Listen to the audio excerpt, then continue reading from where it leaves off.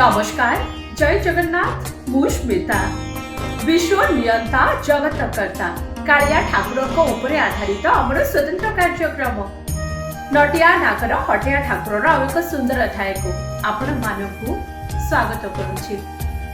देवस्थान पूर्णिमा 108 गरा सुवासित जल स्नान करबा परे ज्वरे पीड़ित अछंती चतुर्था मूर्ति अणसर घरे विश्राम नेउछंती चतुर्था विग्रह सेपटे रत्न सिंहासन उपरे पटिदिय पूजा पाउथबा बेले अलारनाथ मंदिर रे दर्शन देउछंती महाप्रभु। अलारनाथ को दर्शन करबाकू मंदिर रे लागिछि भक्तंकर प्रबल भिड़ आउ कुहा जाए रत्न सिंहासन उपरे चतुर्था मूर्ति को दर्शन करबा सहित अणसर समय रे अलारनाथ को दर्शन करबा समान बोली विश्वास रहिछि। तेबे आपण माने जानिछन्ते काहेकि अणसर समय रे प्रभु अलारनाथ को दर्शन करा जाए कोन रहिछि कहानी चलंतु जानिबा आजिर अध्याय रे। पवित्र देवस्थान पूर्णिमा 108 गरा सुवासित जल रे दिव्य स्नान करिबा परे चतुर्था मूर्ति ज्वर रे पडिछन्ते। ठाकुर को सुस्थ करिबा लागि अणसर पिंडी रे करा जाउछि गुप्त सेवा। एपटे रत्न बेदी रे पटिदिय पूजा पाउछन्ते। सेपटे अणसर समय रे ब्रह्मगिरीर अलारनाथ मंदिर रे भक्तों को दर्शन देउछन्ति महाप्रभु। चतुर्था मूर्ति को दर्शन करबा लागि अलारनाथ मंदिर रे प्रबल भिड़ लागि रहुछि।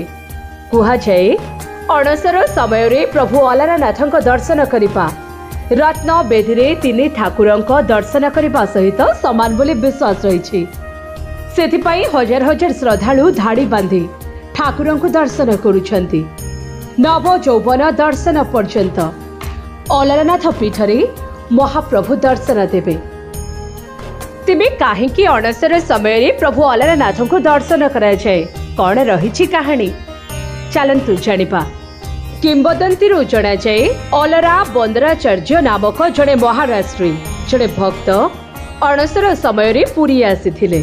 प्रभुंकर लीला अनुଯାୟୀ से समय अनबसर होई थाए तांको प्रभुंको दर्शन मिलिला नाही।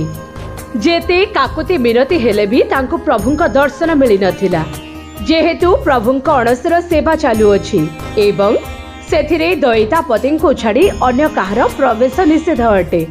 एही कथा सुनिबा परे भक्त अलरा बिंद शोकातुर होई समुद्र रे लंफ प्रदान करी प्राण विसर्जन करने को धावमान हेले। भक्त वत्सल प्रभु यहा देखि व्याकुल होई उठिले एवं श्मशान महावीर को भक्तों विपद भंजन करने को आज्ञा देले। विराट रूप धरी पवनसुत पहुंची गले भक्तों निकटरे। एक विशालकाय मर्कट को देखि भक्त चकित होई गले।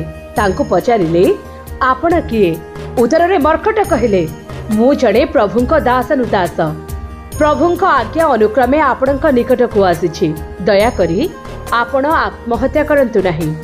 एहा सुनी भक्त कहिले कि आज्ञा मु घरु भोक उपास रे प्रभु दर्शन निमंते एठाको धाई आसीछि किंतु मोर आराध्य मते दर्शन देउ नाहंते ए जीवन भला काई रखेबे।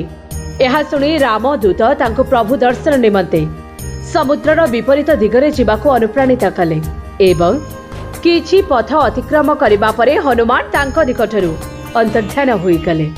श्रीजीव मानकु देखा न पाइबारु प्राण विसर्जन निमते समुद्र को जिबा बेले अंतर्जामी जगन्नाथ एक कथा जानि पारिले। तांको पई तांको हृदय रे दया आसीगला। से संगे संगे मौसाणिया महावीर को निर्देश देले तुमे तांको एथरु निवृत्त कराओ तांको जीवन रख। महावीर एक विराटकाय हनुमान रूपे तत्क्षणात बाहरिले एवं तांको पछरु एमिति विचलित एवं घाबरिया करिदेले जे से समुद्र पथ भूली हाजर हेले ब्रह्मगिरी पाखापाखी।